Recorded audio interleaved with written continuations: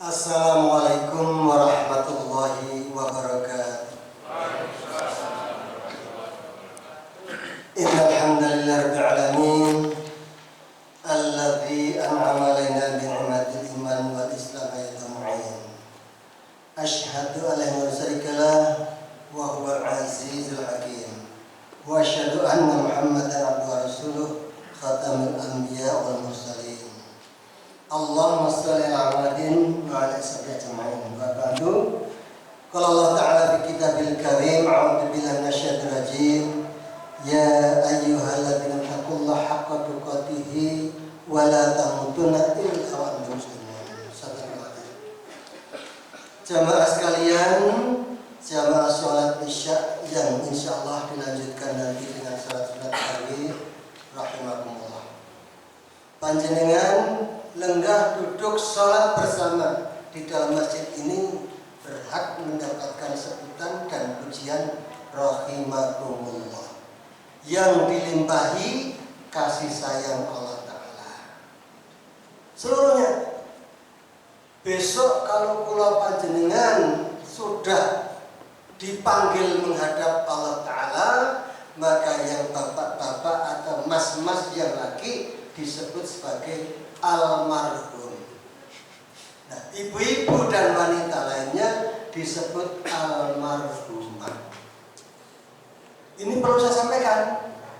Karena apa? Banyak ya di tempat-tempat umum pergaulan sosial kita, bahkan juga di medsos-medsos.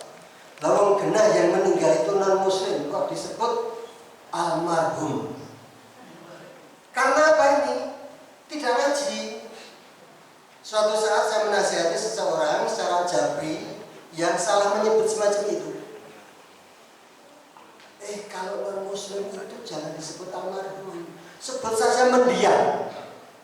Zaman uripe sikol, zaman sugenge sikol boleh, tapi jangan almarhum. Malah ganti menasihati sampai itu Pak Radik radikal teman. Menyebut almarhum itu gak oleh. Itu haknya orang Islam, haknya orang beriman. Orang Islam itu sudah banyak kalah dengan sebutan-sebutan yang tidak berdasar pada agama. Zaman cilian kula mboten wonten sing jenenge dina, minggu niku gak ono. Saniki ganti minggu dadi Ahad menjadi minggu kabeh. Termasuk Muhammadiyah kabeh muni minggu. Sudah ditaja sudah jelas orang Islam dalam menggunakan hari Ahad. Biar niku mboten wonten sing jenenge pernikahan niku wonten napa niku sing di foto berdua tidak undangan pre-wedding. Lho dadi mahram kok wis pre-wedding rangkul-rangkulan. Bapak ini kok orang Islam mungkin juga tokoh Islam. Ini contohnya. Dulu waktu itu belum ada semua dahar orang ngadeg ya. Sending partai. Saat ini kita pundi-pundi ngoten niku wis wong Islam tokoh pisan. Punya hajat ra ono kursine dienggo dahar. Kanjeng Nabi dawuh, nek dahar niku lenggah, aja karo ngadeg ngacir ngoten. Ini contoh ya, contoh. Tolong ini para tokoh-tokoh muslim termasuk khususnya tokoh Muhammadiyah, ayo dipakai. Dino minggu diganti Ahad. Napa malih undangan. Undangan. Nek perkara legi paing pon wage kliwon, itu pimpinan pusat Muhammadiyah masih memakai. Tapi bukan untuk pensakralan hari. Menggunakan pasaran legi paing pon wage kliwon itu hanya untuk menandai bahwa Senin hari itu yang paing itu hanya satu. Dalam satu bulan atau selapan 35 hari. Ini perlu. Jadi mana budaya yang bisa dilestarikan yang tidak mengandung dosa? Mari kita pakai. Masya Allah banyak yang mudah menikah. Saya senang. Besok kalau nikah jangan ada yang pakai pre-wedding. Bapak ibu nek ajenge gak ada hajat, tolong sampaikan. Kalau memang ada hidangan sambil berdiri, silahkan sediakan porsi yang banyak. Karena apa? Orang Islam dilarang makan sambil berdiri, minum sambil berdiri. Rasulullah yang mengajarkan itu semuanya. Orang Islam perlu memberikan contoh, perlu memberikan contoh. Ini penting. Termasuk juga sebutan almarhum.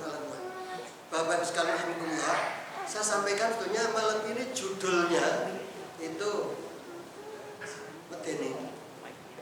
Ketika amal ibadah itu hilang bagaikan debu. Panjenengan pirsa, apa ana wong sing beramal niku yang diperoleh hanya debu? Wonten. Budal ning masjid pakaiane ngruwanteng, sing ibu-ibu ya pakaiane dandan cantik, pakai lenga wangi misalkan ya. Terus kemudian hanya untuk apa? Oh, kurang banget.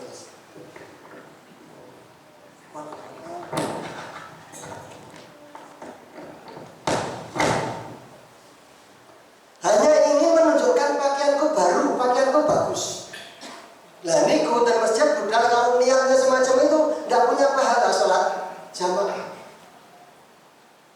Tidak punya pahala sholat jamaah. Allah Ta'ala di dalam Al-Quran surah Al-Baqarah sebetulnya beliau itu Allah itu sangat maha pengasih dan penyayang. Kalau orang Islam itu dengan niat yang ikhlas, ibadahnya sesuai dengan tuntunan, maka buahnya surga, bukan debu. A'udzubillahi minasyaitonir rajim.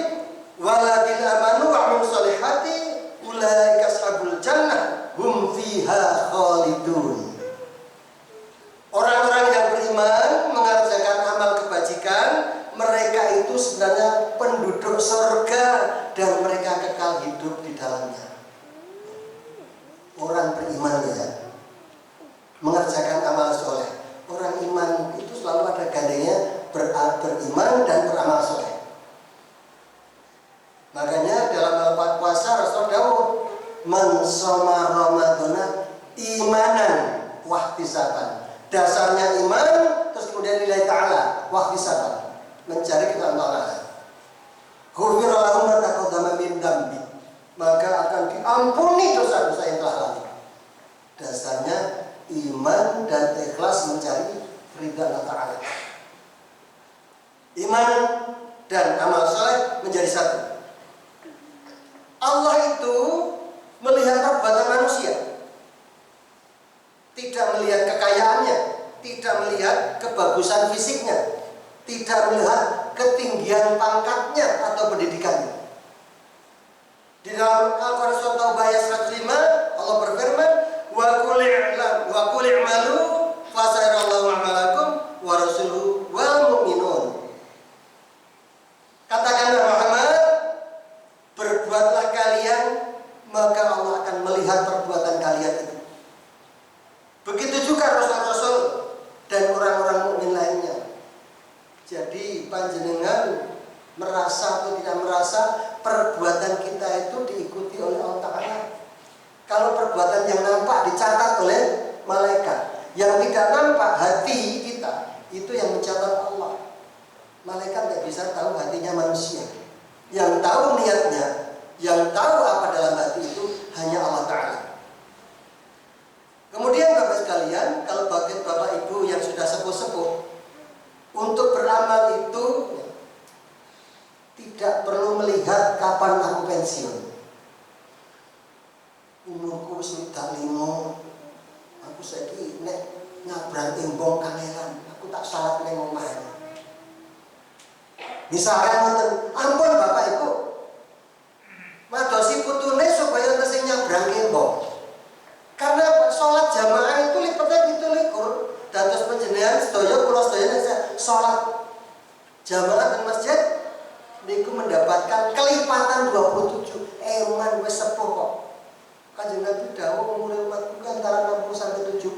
Wis yoswane 70 kok pengine sholat ning omah tok. Ampun ya, jangan. Upayakan untuk bisa selalu sholat jamaah, mendapatkan pahala yang berlipat. Nggih Pak nggih. Aku paling tua dan memiliki layarnya anak-anak mahasiswa kabeh podo tuae Pak. Ini utamakan sekarang untuk memperbanyak amal. Fa'idha faragta fansab. Kalau kalian sudah selesaikan satu pekerjaan, maka segera ambil pekerjaan yang lain untuk melakukan yang lebih baik lagi. Terus kemudian Bapak-Ibu sekalian, Kalau kita sudah punya perbuatan baik, amal baik begitu, jangan sekali-kali dinampakkan, dikata-katakan, ditunjuk-tunjukkan kepada orang lain. Ya ayyuhalladzina amanu la tubtilu shadaqatikum bil manni wal adha kalladzi yunfiqu malahu ria'an nas. Wahai orang-orang yang beriman, janganlah engkau batalkan amalmu dengan menyebut-nyebutnya sedekahmu terhadap orang yang menerimanya. Kalladzi yunfiqu malahu ria'an nas, sebagaimana orang-orang yang riya atas amalnya. Aku kok bangun iki, aku nyumbang 10 juta. Sehingga sudah tadi iki. Tidak perlu disebutkan, lillahi ta'ala saja. Aku tidak budal masjid, disek dewe. Sing buka, sing merumati, sing nyaponi aku. Tidak usah disebutkan, biarlah Allah yang mencatat. Itu ikhlas lillahi ta'ala. Ikhlas lillahi ta'ala. Allah yang mencatat dan kemudian Allah yang beri pahala. Atau lagi Allah sudah menyindir di dalam Al-Quran surah Al-Kahfi ayat 103 dan 104. Qul hal nunabbiukum bil akhsarina a'mal alladzina dhalla sa'yuhum fil hayatid dunya wa hum yahsabuna annahum yuhsinuna sun'a. Katakanlah Muhammad, adakah kalian tahu tentang orang yang rugi dalam amal perbuatannya? Alladzina dhalla sa'yuhum fil hayatid dunya wa hum yahsabuna annahum yuhsinuna sun'a. Yakni mereka-mereka itu yang merasa telah berbuat sebaik-baiknya, akan tetapi sia-sia. Nah, atas itu simulatori kuitoe amale ngediwut, tapi ternyata tidak ada apa-apa. Ingat sekalian, Kanjeng Nabi pernah dawuh dalam hadis qudsi, kelak kemudian ada 3 kelompok orang yang masuk neraka duluan. Siapa? Orang yang suka beramal, sedekah. Kemudian orang yang suka mengajarkan ilmu, kemudian orang yang berjihad jalan Allah. Tetapi semuanya niatnya bukan lillahi ta'ala. Sing beramal itu biar mendapatkan julukan dermawan.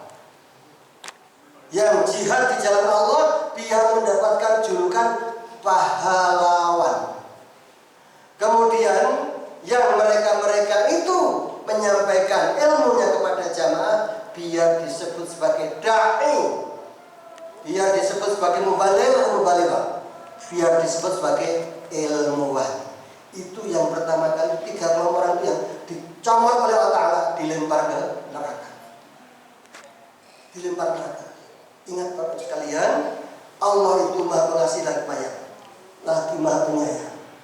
Di dalam Al-Quran surah Al-An'am ayat 160, Allah dawuh, man jaa bil hasanati falahu wa man jaa bis sayyi'ati falahu mislah. Sing sapa wonge datang kelak dari Allah Ta'ala membawa kebaikan, mereka mendapatkan 10 kali lipat kebaikan itu untuk pahalanya. Dan apabila membawa keburukan, hanya 1 saja dosa yang dicatat. Bahkan di dalam Al-Quran surah Al-Baqarah 261 panjenengan kersa, a'udzubillahi minasyaitonir rajim, masalul ladzina yunfiquna amwalahum fi sabilillah kamasalil habatin ambatat sab'a sanabila fi kulli sumbulatin wallahu yud'ifu liman yasha wallahu wasi'un 'alim. Barang siapa perumpamaan itu nanti orang sedekahkan sesuatu di jalan Allah Ta'ala, maka diibaratkan mereka itu mendapatkan pahala semacam menanam biji gabah. Biji 1 tumbuh 7 batang. Dari 7 batang ada 7 tangkai. 1 tangkai berisi ada 100 bulir buah. Berarti 1 biji itu menjadi 7 kali 100, 700 kali lipat.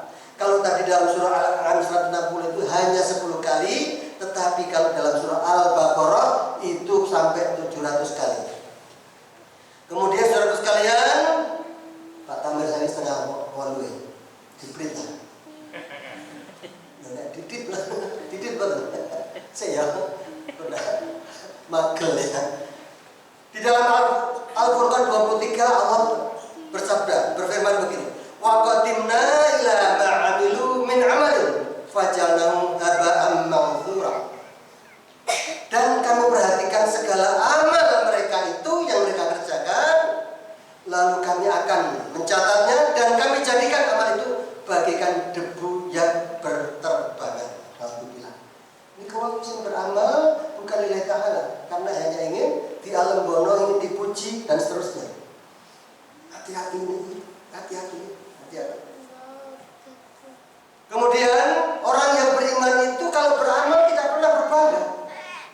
Ini perintah Allah dalam Al-Mu'minun ayat 60, walladzina yutuna ma atau wa qulubuhum wajilatun annahum ila rabbihim raji'un. Dan mereka memberikan apa yang mereka berikan sedekah dengan hati penuh rasa takut karena mereka tahu bahwa sebenarnya mereka akan kembali kepada Tuhannya. Kalau pensami melakukan amal apapun, ingat saya ini makhluk Allah dan kelak akan kembali kepada Allah Ta'ala. Ingat puasa kita, ini Rasulullah juga sudah menyampaikan agar keikhlasan tetap dalam diri kita. Malam yada' qaula zur wa amala bihi falaysa alaihi hajatun fi ayyata'a ta'amahu wa syarabah. Kanjeng Nabi dawuh, siapa yang tidak meninggalkan bicara dusta dalam puasanya, bahkan mereka melakukan perbuatan tipu daya, maka tiada hajat bagi Allah untuk meninggalkan makan dan minumnya. Puasanya puasa gabuk, boten-boten ganjaranipun. Kemudian hadis riwayat Ahmad dan Hakim bisa juga. Ruba shaimin hadu min syamihil ju' wal atas wa ruba qaimin hadu min qiyamil syahar. Rasulullah bersabda, ada kalanya orang yang berpuasa itu namun yang diperoleh dari puasanya hanya sekedar lapar dan dahaga. Naudzubillah. Dan ada kalanya orang yang melakukan qiyamul lail, Ramadan, tarawih, namun yang diperlukan dari tarawihnya itu hanya sekedar jaga malam. Naudzubillah. Nah, saat ini dia ditambah malah. Ada kalanya orang yang baca Quran, yang diperoleh dari bacaan Qurannya itu hanya kesel. Kalau mau coba Quran yang pengeras, ini kalau pengeras mau. Coba sekarang Pak coba. Ting masjid-masjid dan mau coba Quran yang pengeras. Pengerasnya suatu saat misalkan rusak, mandek pun katanya syiar, tapi enggak. Ternyata syiarnya syiar mengandung riya. Ada kalau riya, tapi kenapa baca Quran sampai malam-malam, kadang malam Ramadan begini sampai jam 11. Habis itu jam 2 sudah bunyi lagi. Seakan orang-orang yang tidur, seakan orang-orang yang sepuh. Kalau dekat masjid malah bolak-balik gedruk-gedruk. So ini masjid mestinya untuk mencari simpati dari warga sekitarnya, tapi malah membuat kesalahan. Alhamdulillah, insyaallah masjid-masjid Muhammadiyah tidak melakukan hal itu, karena tahu termasuk Indonesia masjid Muhammadiyah lambat lagi pujiannya. Karena apa? Ajaran Muhammadiyah itu sudah jelas. Antara adzan hingga iqamah itu waktu yang mustajabah, mboten dinggo pujian, ning nggih mboten dinggo cerita. Sinten sing cerita tok?